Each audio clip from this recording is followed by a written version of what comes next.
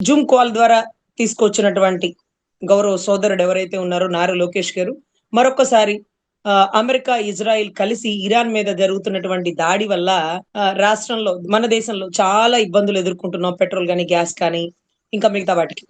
So, దయచేసి మరొక్కసారి ఆయన వార్ రూమ్‌ని పెట్టి జూమ్ కాల్ ద్వారా ట్రంప్ గారితో ఒకసారి మాట్లాడి ఆ యుద్ధాన్ని ఆపేస్తే బావుంటదని గౌరవ అనితమ్మ గారి సోదరుడికి విజ్ఞప్తి చేసుకుంటున్నాం.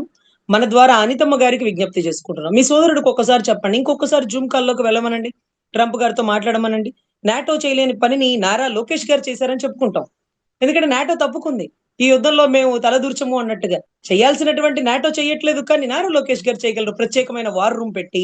సో, రిపబ్లిక్ ఛానల్ లాంటి పెద్ద పెద్ద ఛానల్‌లో who is Lokesh? What's the capacity of Lokesh అని అడిగేస్తారు. So, whatever it may be. మరి అంత జాకీలేసి లేపడానికి గల బలమైన కారణం ఏంటి? ఒకవేళ నారా లోకేష్ గారిని డిప్యూటీ సీఎం చేయాలనుకుంటున్నారా? లేకపోతే డైరెక్ట్‌గా సీఎమే చేయాలనుకుంటున్నారా? ఎందుకు వారి సోదరుడు దేశ విదేశాలకు తిరిగి గూగుల్ డేటా సెంటర్‌ని తెచ్చారన్నారు. అంతకుముందు అదే గూగుల్ డేటా సెంటర్ అదానితో ఎవరు ఎంఓయూ కుదుర్చుకున్నారు? పేర్లు మార్చి సుందర్ పిచ్చయ్య గారితో కుదుర్చుకున్నారా? సుందర్ పిచ్చయ్య గారు ఏమన్నారు? నా పేరుతో రాయకండి ఎంఓయూ. అన్ని అదాని పేరుతో రాయండి అంటూ మళ్ళీ అనౌన్స్ చేసినారు. కానీ దరిద్రం ఏంటో గూగుల్ డేటా సెంటర్ కూడా వచ్చేది. ఇంకా రాష్ట్రం బాగా డెవలప్ అయ్యేది. కానీ ఈ టైంలో వారొచ్చింది. వార్ రావడం వల్ల ట్రంప్ చాలా సీరియస్‌గా ఉన్నాడు. అమెరికాలో పెట్టుబడులు పెట్టకుండా మీరు మళ్ళీ భారతదేశంలో పెట్టుబడులు పెడితే అమెరికా నష్టపోతుంది.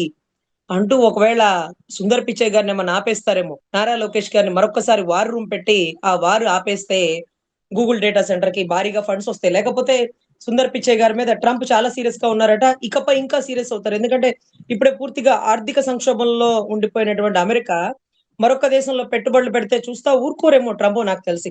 సో, ఎనీవే బాబు గారు ఏది ఒక అడుగు ముందుకేద్దామన్నా అది 10 అడుగులు వెనక్కి లాగుతుంది త్రూ వార్ ద్వారా. సో, అందుకని వార్ రూమ్ పెడితే బావుంటదని నా ఉద్దేశం సార్.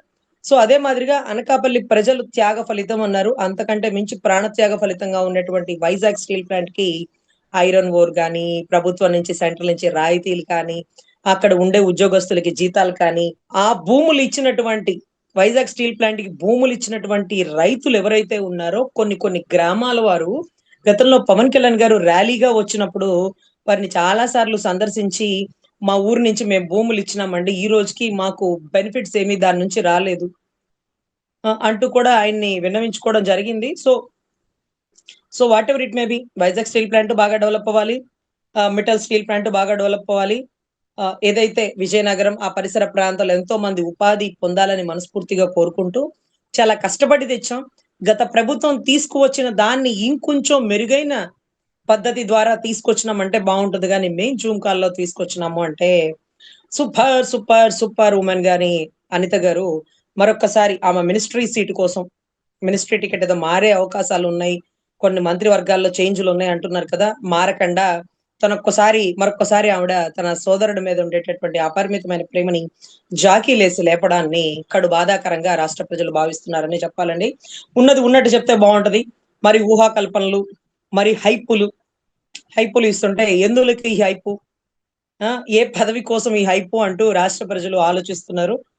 మామూలుగా అయితే చిరంజీవి గారి డైలాగ్ ఉంటదండి. ఇలాంటప్పుడు మాట్లాడితే ఫేస్ ఫుల్ టర్న్ ఇచ్చుకో, హాఫ్ టర్న్ ఇచ్చుకో అంటూ 'ఘరానా మొగుడులో' డైలాగ్ మాట్లాడి ఉండేవాళ్ళు. సో, ఎనీవే వారి తాపత్రయం వారిది. వాళ్ళ యువ నాయకుడు అయినటువంటి నారా లోకేష్ గారు వార్ రూమ్ పెట్టారని గతంలో దీపక్ రెడ్డి గారు మాట్లాడడం.